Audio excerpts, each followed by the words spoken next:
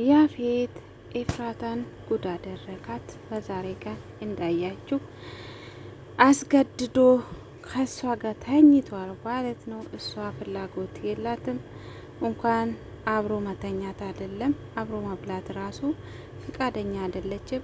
ያው ኤፍራታ ችግር እስከሚያልፍ ድረስ ብቻ ነበረ ያፌት ጋር መኖር የፈለገችው። እሱ ግን አይተማመንበትም።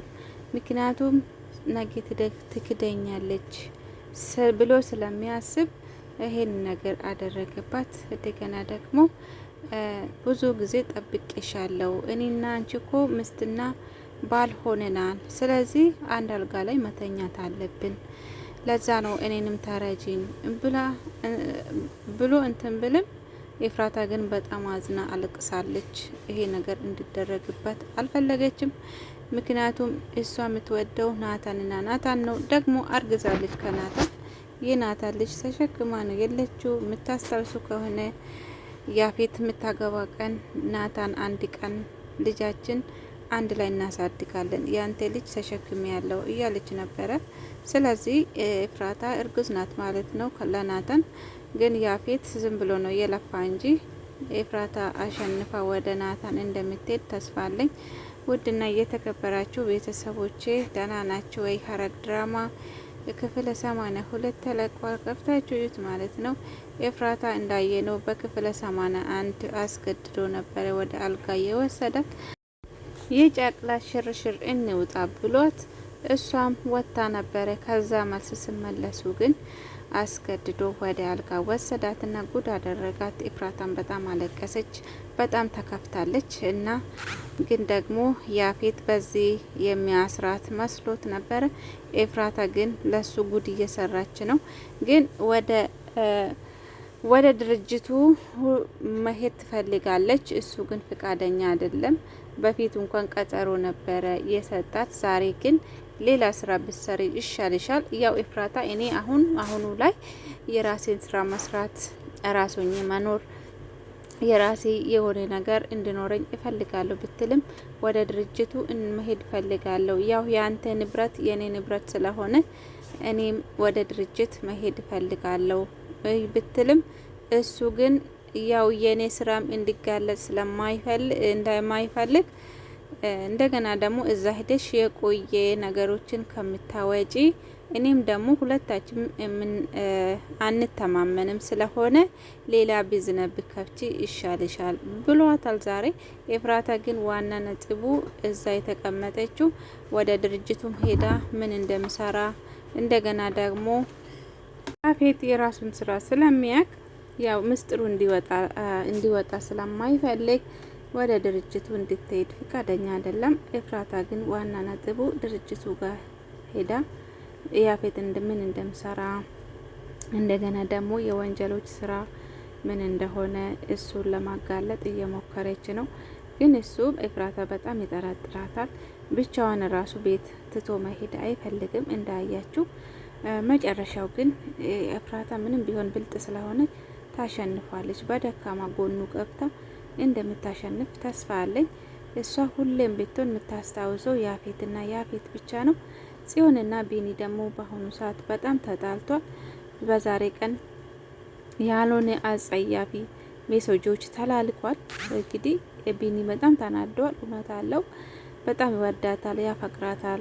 የኔ ትሆናለች ብሎ የሚያስብ ሰው በሌላ ሰው ተስማ ስትገኝ በጣም ከባድ ሆኖበታል። ይሄም ደግሞ ያደረገው አቤል ነው። ዳጊ ደግሞ በጣም ተጸጽቷል። ይሄ ነገር ስላደረገው አጎቱ ላይ በጣም ተጸጽቷል ማለት ነው። እና አቤል ሜሴጅ የላክለት ደግሞ ፎቶ ሳይቀር የተሳሳሙትን ፎቶም ልኮለታል።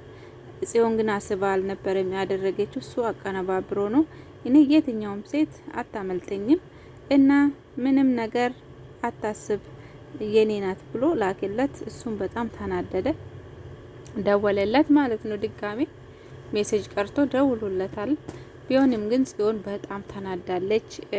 አቤል ቢኒ የላክለት ሜሴጅ በጣም አናዶታል። እንዴት እንደዚህ ትለኛለህ? ያው ፎቶን ያ ፎቶ ነው በጣም ያናደደው። እንደገና ደግሞ ደውሎ እኔ እንደዚህ ነኝ፣ የትኛውን ሴት አታመልጠኝም፣ ስለዚህ አትልፋ ብሎ መልስ ሰጠው እና በጣም ይገርማል። ያ አቤል በጣም ከባድ ሰው ሆኖበታል። መካከላቸው ገብቶ ፍቅራቸውን አደፈርሷል ማለት ነው። ጽዮን በአሁኑ ሰዓት በጣም ተናዳለች።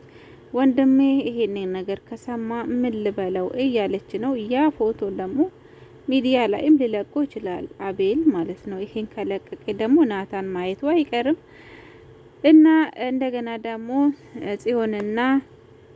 ጽዮንና ሉሊትም ተያይዟል።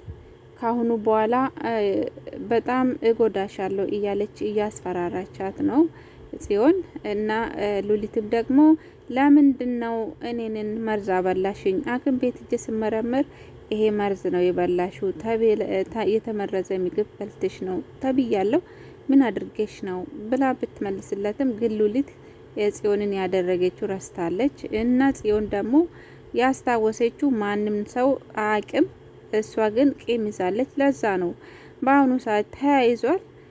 ቤዛ ደግሞ በሰራችው ነገሮች ሁሉ ተጸጽታለች። እንደ ቤዛ ከዚህ ህይወት የተማረች የለም።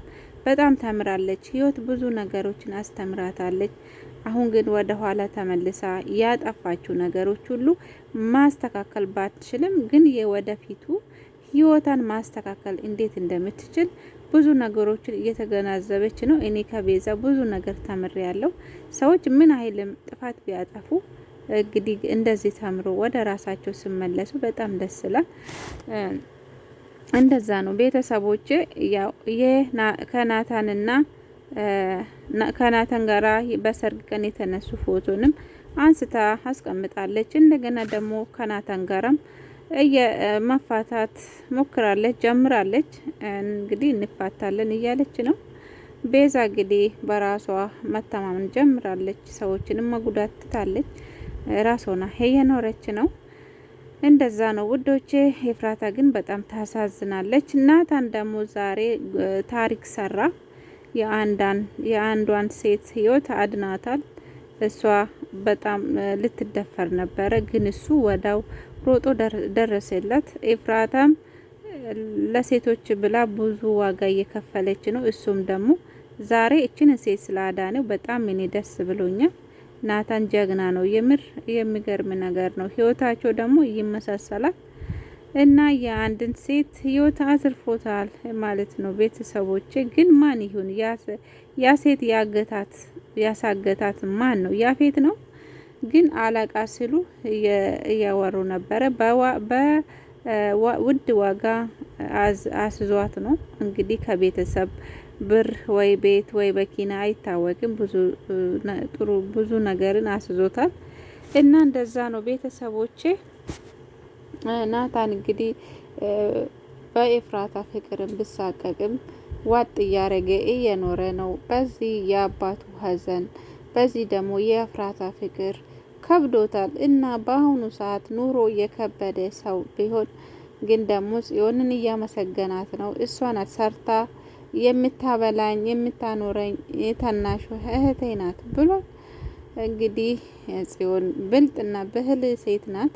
በጣም ከናታን በጣም የተሻለች ናት። ናታን እንግዲህ ብልጥነት የለውም፣ ሰዎች ይሸውዳሉ፣ የዋ ነው፣ እንደዛ ነው። ግን ጽዮን አይደለችም፣ በጣም ብልህን ሴት ናት። እንዴት ማድረግ እንዳለባት ሰዎችን እንዴት ከሰዎች እንዴት ማምለጥ ከነገሮች እንዴት ማምለጥ ትችልበታለች እና እንደዛ ነው እንግዲህ። ከያፌት ደግሞ ጽዮን ኤፍራታን ብታስመልጣት ብዬ አስባለሁ። እንግዲህ እንዴት ነው ኤፍራታ ከያፌት እጅ የምታወልጠው? እንደዚህ እየተሳቀቀች እንዴት ኖራለች? አለፍላጎታ ከሱ ጋራ መተኛት፣ አለፍላጎታ ከሱ ጋራ መኖር እንዴት ነው? ግን በሌላ ነገር ብትሞክር ጥሩ ነበር። ከወንድ ጋራ ሆኖ ይሄ ነገር ይመጣል ብላ አላሰበች ይሆናል ኤፍራታ። ይሄው በዛሬ ቀን እንግዲህ ጉዳ አደረጋት። አለፍላጎታ ይሄው አንድ አልጋ ላይ ተኝቷል። እሷ የፈለገችው ከያፌት ርቃ ነበረ። እሱ ግን አርቆ ስለሚያስብ ሚስቴ ነሽና አብረን መተኛት አለብን ብሎ ካሁኑ በኋላም አይታወቅም